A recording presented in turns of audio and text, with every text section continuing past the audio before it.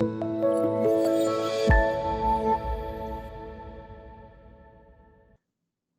and welcome to the Cambridge Film Trust and our A Film I Love strand. I'm Jenny, one of the trustees, and it's my pleasure to welcome Simran Hans, culture writer and broadcaster and film critic for The Observer.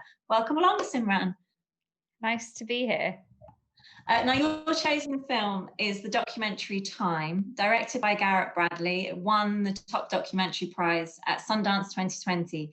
And in your review for Vice, you described it as the most moving film I've seen this year. So to start, can you please tell us what is Time about and why has it got such an emotional impact? So, Time is a film about a woman, a mother called Fox Richardson, who is campaigning for her husband's release from prison while also trying to raise all of their children. She has 6 children.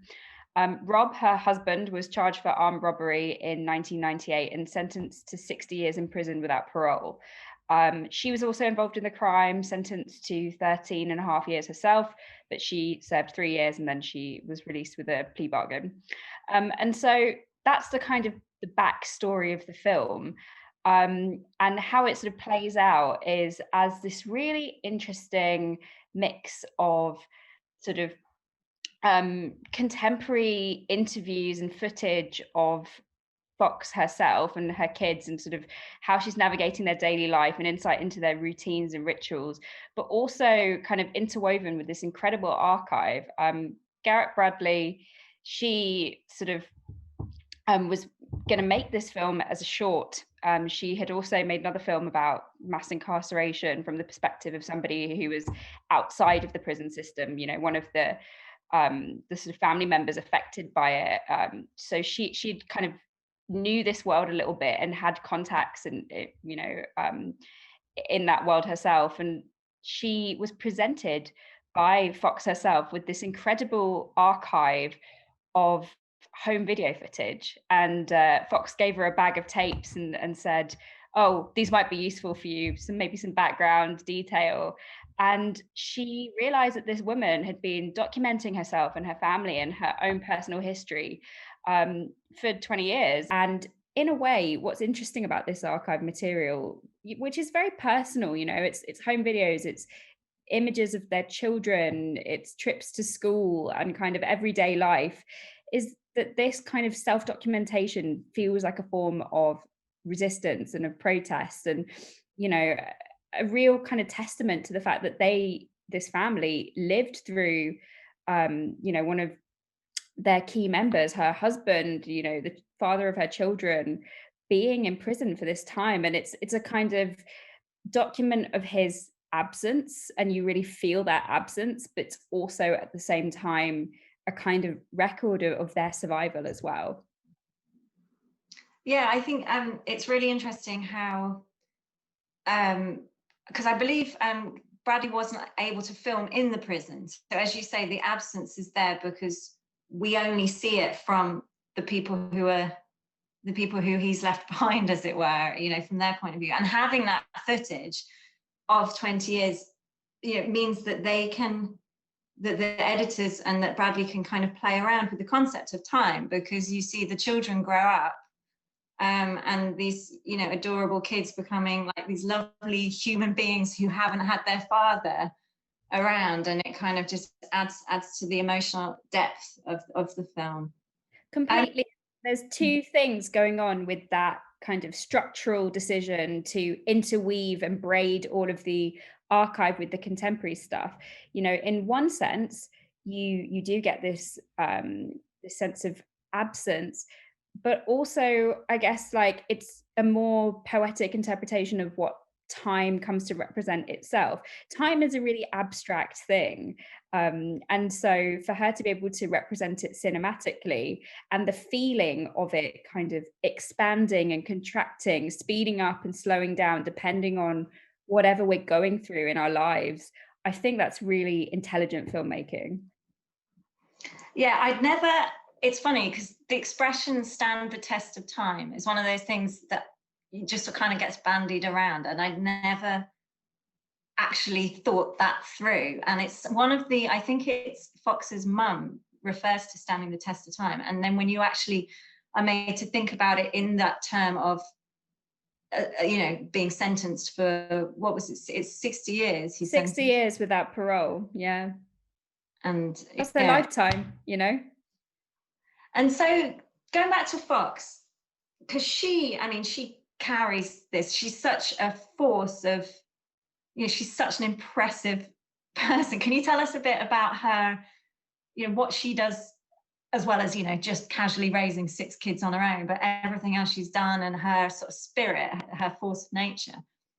Completely. I think so. Fox is a prison abolitionist. She is fighting for the drastic reform of the carceral system in the US, and particularly kind of drawing attention to and advocating for better treatment of Black people who've been incarcerated, and sort of thinking about the prison industrial context as it affects, the prison industrial complex as it affects African Americans specifically. So her work is as an activist, and it's really interesting kind of seeing early footage of her talking about her experiences as a young woman, because you're right, this spirit and this resilience and this incredible charisma comes through in the way she is able to kind of give voice to what has happened to her and to her learnings, and she really is the heart and soul of the film. She's an incredible protagonist, and it makes sense to me that Garrett met this woman when she was making another film, a short film for the New York Times called Alone, and she'd met Fox through this process. And of course Fox deserves her own film.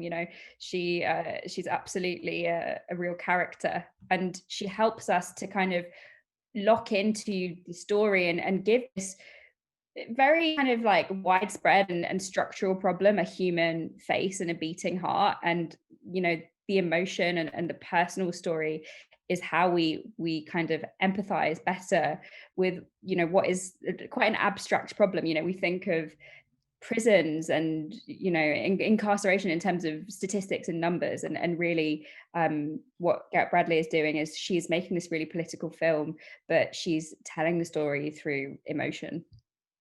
Yeah, and such visually, there are so many standout scenes, and just there's just really simple things. There's quite a few cutaways to clouds, which sounds silly, but actually it adds this sense of stillness to the film. It kind of it makes it a very memorable piece. Pre-pandemic, when we used to run our A Film I Love screenings, we did them at the Arts Picture House in Cambridge, and it was partly to invite people to talk about a film they love, but it was also a celebration of the kind of shared collective film viewing experience that obviously we don't have at the moment. When you first saw Time, which I think was back in January 2020, were you in a cinema, in a screening room? Were you at home? What was your memory of first seeing it?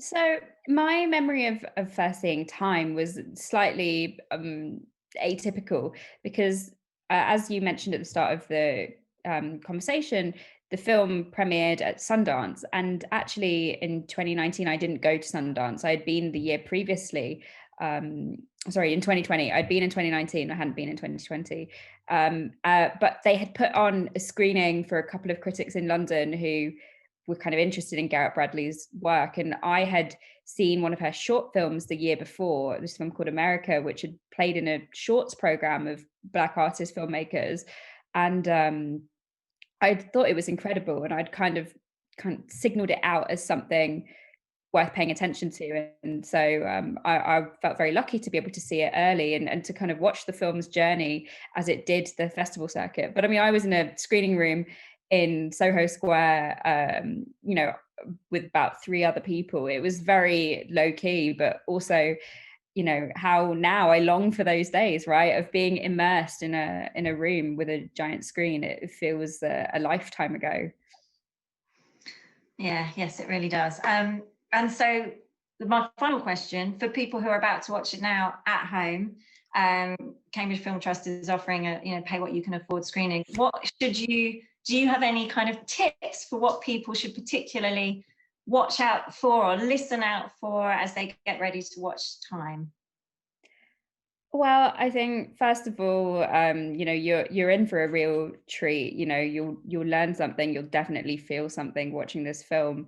I think one of the most kind of beautiful and emotive things about it is the poetic connections that Garrett Bradley, the filmmaker, makes with sort of Fox Richardson's own kind of footage that she shot herself.